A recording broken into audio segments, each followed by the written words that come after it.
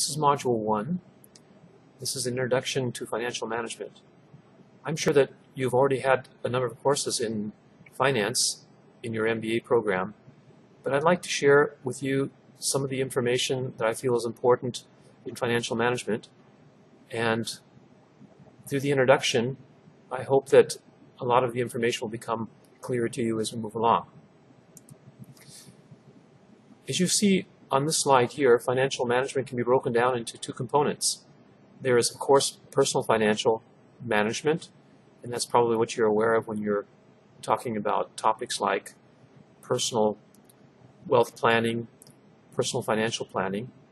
And here we have financial statements just like you would find in a company, although they might be a little bit simpler. I encourage you to look at this as a graduate in financial management.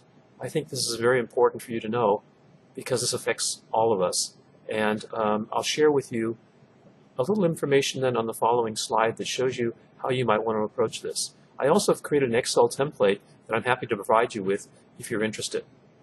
The focus of this course, however, is going to be on corporate financial management. And as you see right here, the parallels are that in corporate financial management, we also have financial planning in the form of we're making investment and financing decisions all the time.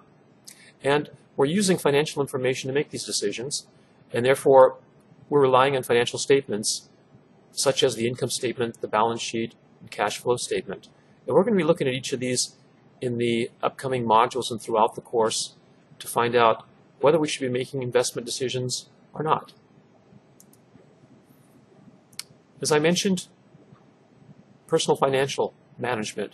I'm not going to spend a great deal of time on this topic, but here, in this slide right here, like in corporate management, the goal in personal financial management is to increase your personal wealth. In other words, your net worth. And you can see here on this slide that we have something similar to an income statement in the corporate world. I call it a personal cash flow statement. It represents the amounts that are flowing into your account from things like earned income, meaning wages and salaries, from passive income in the form of investment income you might have, let's say in real estate or other types of investment. And portfolio income comes from things like stocks and bonds, those kind of investments that you make when you use some of your cash then to try to create a higher return. Then we have our personal balance sheet. That includes all of our assets, things like homes we may own, automobiles, our stocks and bonds, everything that presumably produces that we own and produces also some kind of an income for us. What we have in terms of what we have on our asset side has to be financed with our capital on the right-hand side of the balance sheet. And that is either our own money or borrowed money. If we, for example, buy an asset and don't use our own all of our own money to finance it, then we have funds that we're getting from a bank. And you can see from this slide here that there are essentially then three levers here. And that is looking at ways to try to increase our income or trying to reduce our expenses. Both of those have the effect of increasing then our cash flow. And our cash flow is what we have at the end of the year to buy other assets with that hopefully start to begin to produce their own income.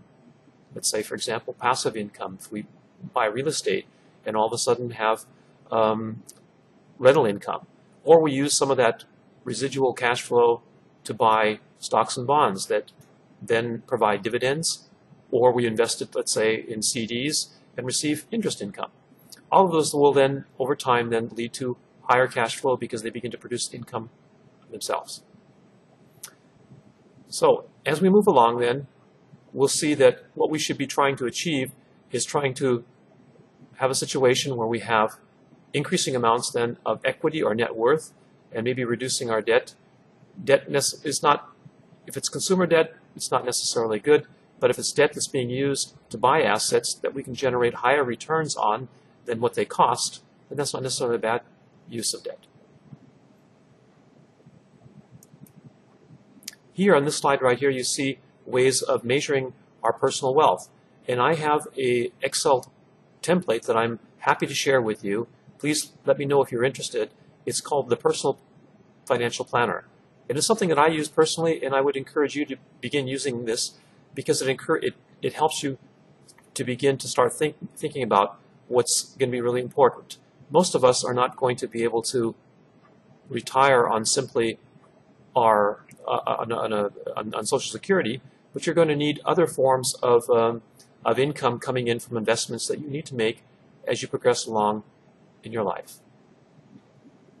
And as we see from this diagram right here, what's important is that net worth is actually a function of our age and what we earn.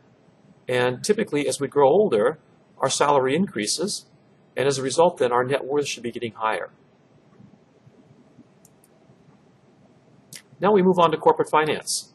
And here again, you see the parallels here. We're looking at an income statement that shows essentially what our sales are and our expenses, what profits we've generated over a particular period of time, and a balance sheet, and much like what we saw earlier. And I'm not probably telling you anything new, but what I want to share with you, and I think is important to see on this diagram right here, is where are the major value drivers? They are clearly then in the form of profits, and we achieve higher profits by either increasing our sales or lowering our expenses. On the balance sheet, on the asset side, we need to look at ways of trying to use as few assets as possible to generate the highest level of profits. In other words, as you see, as the arrows indicate, the fixed assets and current assets should not be at extremely high levels, but we need to look at ways of trying to use our assets the most effectively and efficiently as we possibly can. And the final lever is on the right-hand side of the balance sheet. Those represent the different forms of capital that we have. And we can see then here that equity represents the money that shareholders are investing in the business or the company, and debt is the amounts provided by creditors. And these arrows point in both directions. And it's hard to say that we should have more equity or more debt, but the general rule says that the more stable our profits are, the more debt we can afford to carry. So we can afford to have more debts if our profits are fairly stable and are, let's say, increasing over time, because we're then in a position to repay the debt. If, on the other hand, your business is very risky and profits tend to fluctuate, then it's probably more advisable then to use more equity than debt capital. And you see right here, some of the points are shared here on the right-hand side. How can we increase our sales, reduce our expenses to achieve higher profits? What may be some of the strategies that we could use then to try to reduce the amount of assets that we have? And how can we achieve the optimal capital structure? That is a very key question, because as we see, all of the capital we have has a cost. And as we're going to see in this course, the equity is more expensive than the debt. So we have to be very careful about what we want to use. And if our objective here is to lower the cost of capital, then of course we have to look at strategies to try to optimize the mixture between debt and equity. This is a very basic principle of finance, and I think this is a profound statement, and you're all familiar with Warren Buffett. Price is what you pay and value is what you get. And I think it's important to understand that value is something that you receive then in terms of monetary or intangible benefits, and it's based on some form of acceptable valuation methodology. We're going to be looking at various valuation methodologies in this course. And I think you'll understand that this is something that is determined on the basis of, let's say, supply and demand if we're in the marketplace, or it's determined on the basis of the analyst's expectations and best knowledge. In other words, it is influenced then by the analyst's then assumptions, which are obviously going to be subjective. And price, on the other hand, is what is actually paid for an asset, and it's based on negotiations. And value and price may be identical, but in reality seldom are. What we see is that that as we go along, price is typically something that is going to be paid by somebody for an asset, but the value that somebody may see in an asset could be different. And we have a very simple formula here. Value is equal to cash flow or earnings, some metric, in the numerator, and we're going to be looking at that and trying to find out what level of earnings or cash flow we're talking about, and then benchmarking that according to our cost of capital. And our cost of capital is going to be typically some mixture of equity and debt. Finally, the cost of capital, if we take a look at the denominator, is equal to the expected returns of the various providers of capital. As I mentioned to you earlier, just to give you an idea, equity investors expect a return of around 12 to 15% on private equity investments. Banks, on the other hand, are willing to provide funds in the form of loans to a company for about half of that rate. So we're looking at 6 to 7%, and the additional advantage is that debt is also a tax-deductible expense, meaning that we can use the interest to lower our taxable income and therefore pay lower taxes. The equity, on the other hand, is paid back to shareholders in the form of dividends, and dividends are always paid from after-tax earnings, which means that we don't have the advantage of taxation. And the earnings, by the way, dividends, once shareholders receive those, are taxed once again at the personal level. So they're subject to full double taxation, once at the corporate level, and then secondly then at the personal level. The learning objectives of this course, I hope that after completing this course you'll be able to achieve what you see here. That you'll be able to analyze financial information to make investment and financing decisions.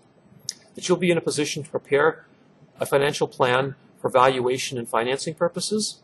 That you'll be able to compute a valuation for a private equity investment. That you'll also be able to structure the acquisition financing so it meets the requirements of financial institutions and investors. And finally, that you'll be able to prepare recommendations for the purchase or sale of privately held businesses.